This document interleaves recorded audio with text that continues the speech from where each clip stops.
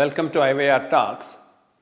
In the ongoing conflict between Iran and America, now there are two issues that have come into the forefront. One is a deliberate leak seems to have been given by CIA stating that they will like to use the Kurds to do the ground attack on Iran. And the second one is the sinking of a warship of Iran by a submarine of America in the international waters near about Sri Lanka. First, we'll talk about the Kurdish issue. This Kurds is a group of people with one ethnicity and with their own language, and this demand for a separate country for Kurds known as Kurdistan was there right from the time of the First World War. After the First World War and the Ottoman Empire has been dismantled, Western countries have in principle agreed to create a Kurdish land along with a number of other countries which became independent during that period of time.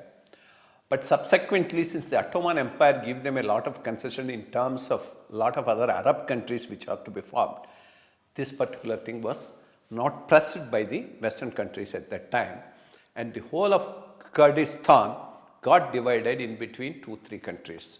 Part of it went into as part of Iran, part of it went into Turkey, part of it went into Syria, part of it went into Iraq. Right from that time, they have been agitating for a separate country combining all these places. And they are doing an armed struggle for that in different countries. I mean, the portion which is part of Turkey, they are attacking with Turkey. The portion which is part of Iran, they are fighting with Iran. And the portion which is part of Iraq is fighting with Iraq. When America wanted to dislodge Saddam Hussein, the Kurds came in handy. America used the Kurds in their war against Iraq, and they were found to be very, very useful and helpful in attacking Saddam Hussein. That's because Saddam Hussein regime was one of the worst regime for the Kurds, because under the Saddam Hussein, they did systematic genocide of Kurds in the Kurdish area, which was part of Iraq. After Saddam Hussein was overthrown and a new regime came there, America did not bother about these Kurds. But again, the importance of Kurds came to the front when ISIS formed a separate country combining part of northern Iraq, Syria and other areas.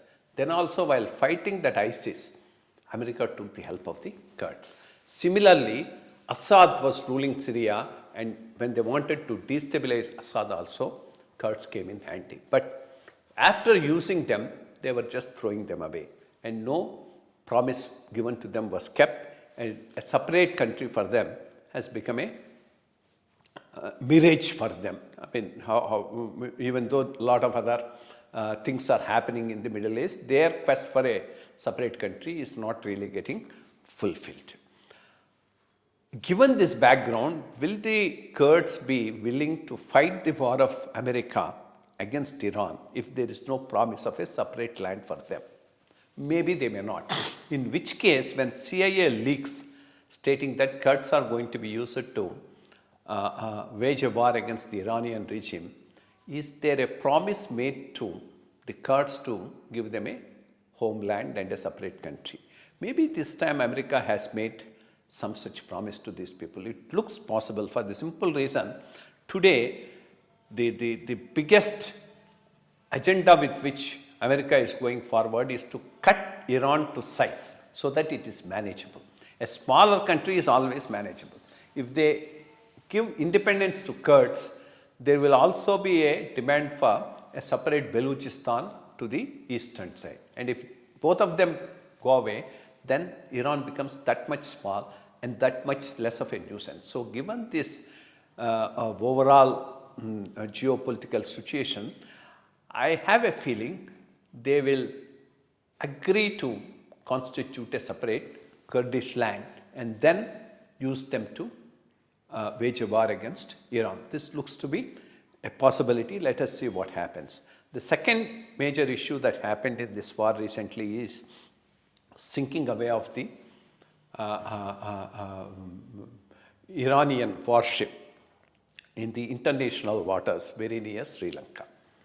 Technically, there is absolutely no issues with it because it's a war declared by America and Israel against Iran, and this is a warship belonging to the enemy nation. So, and it is in the international waters. But what is perplexing is doing it after it is coming from a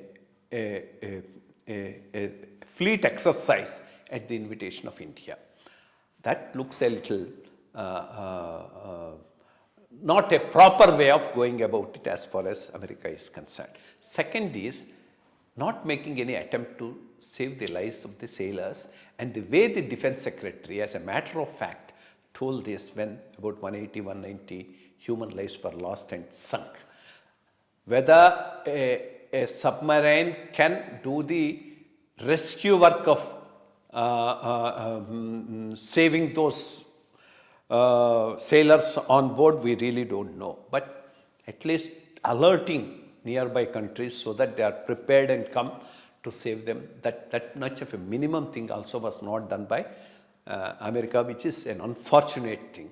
As far as India is concerned, whether India should react to this. Yes, India should react at least to the manner in which it was done. Not that legally or technically there is anything wrong, but not even saving lives is something on which a protest should be lodged. Not just by India, but the rest of the world also, because it's a human issue which was handled in the most inhuman manner by the American Navy.